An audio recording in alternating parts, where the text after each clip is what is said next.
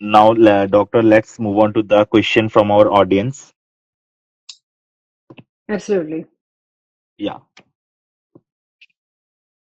So, Dr. Niyar is here. Hello. Hi, doctor. Good morning. Good morning. Yeah, I have you one question. The question is like, how do the condition like PCOS, PCOD, and the endometriosis plays into the fertility challenges, and what are the treatment options are available? So, PCOS or PCOD and endometriosis, they are two different pathologies, and the women who are affected by those are two different uh, type of the diseases for the patients. So usually PCOS is usually they have problem in terms of fertility because of they are not ovulating. So these women also struggle with other metabolic disorders, like they might have hypertension, diabetes, insulin resistance, and high cholesterol.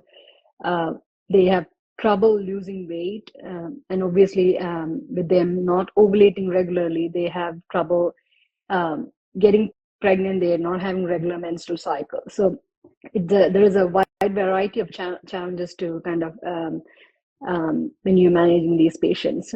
So the first and foremost is kind of reset their cycle. So weight loss is important, which can be achieved by diet, exercise, and sometimes medications that can help you. Then, if they are not planning to conceive, obviously we usually start them on some sort of hormonal medication, like birth control pills to regulate their menstrual cycle. If they are planning to get pregnant, we kind of check and see if they are ovulating on their own with the weight loss. Because about most people, if they lose about 5 to 10% of their body weight, they would reset their ovulation and able to achieve spontaneous pregnancy. If they're not able to do that, then the next step would be trying to kind of help them with medication to hyperovulate. It's called ovulation induction. So that's an option available for them. That's how I help them.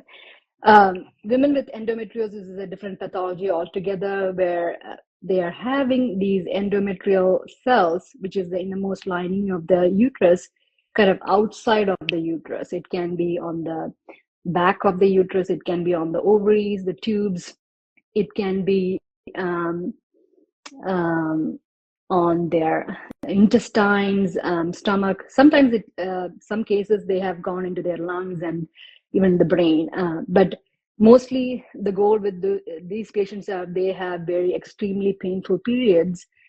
So we need to kind of manage them most of the time, putting them on some continuous birth control that stops them to have regular monthly cycles, helps to prevent further damage that caused by these cells getting inflamed on a monthly basis.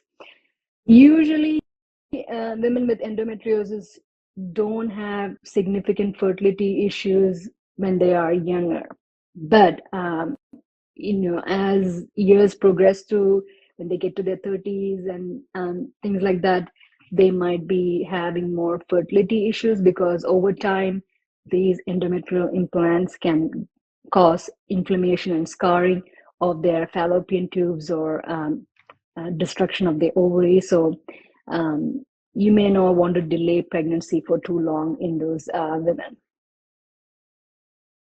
Yeah, doctor, I got the answer. Thank you Okay, for you're welcome. Thank you, Niyar.